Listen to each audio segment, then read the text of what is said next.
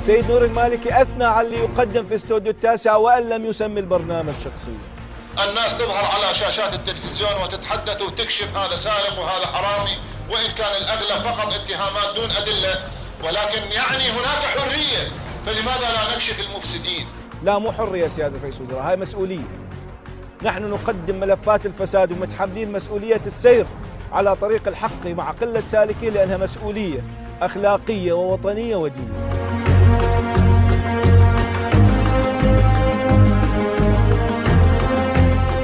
أعطونا الدليل على هؤلاء لنشترك جميعا بضربة قاضية على رؤوس الفساد والمفسدين.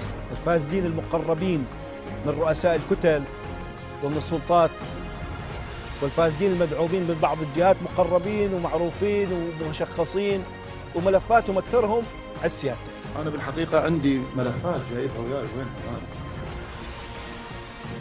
ليش أكو ملفات تقف وملفات تمشي؟ أنا شخصيا مرارا أطلب يابا هذا الملف خطير مشوا لي إياه، ما يمشي.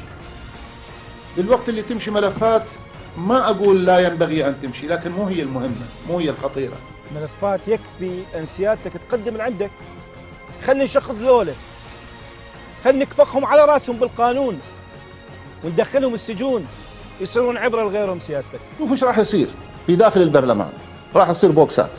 خلي تصير بوكسات، بس نحدد الفاسدين بكل الكتل السياسية. أنا خايف على العملية السياسية، ولذلك التحالف الوطني طلب من عندي ما أروح. بتقديرنا سيادة رئيس الوزراء، التحالف الوطني عليه مسؤولية تاريخية أن يدعم كشف هذه الملفات، ملفات الفساد. طبعا الوثائق أيضا يجب أن نستخدمها احنا بإحقاق الحق، يعني الوثيقة التي تدين أي طرف يجب أن نستخدمها لإدانة ذلك الطرف وأن يكون عبرة لغيره، لأنه كيف نحد من الفساد إذا احنا نقف موقف سلبي وحيادي ونسكت عن الفساد الموجود، يتعاظم الفساد ويتفاقم بمرور الزمن.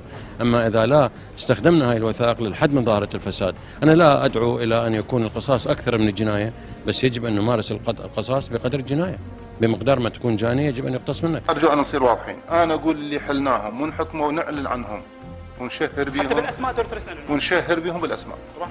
اللي نحكمه وثبت عليهم بالأسماء نشهر بهم ونعلن عنهم ونطلع صورهم، وأي شيء من دلائل الفضائح نفضحهم حتى يصير عبرة للآخرين، وهذا مبدأ حتى شرعي.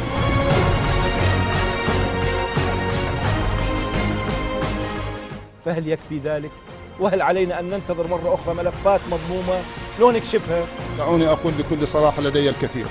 كل الملفات ستخرج وستوضع أمام القضاء، ولينظر القضاء ماذا يفعل.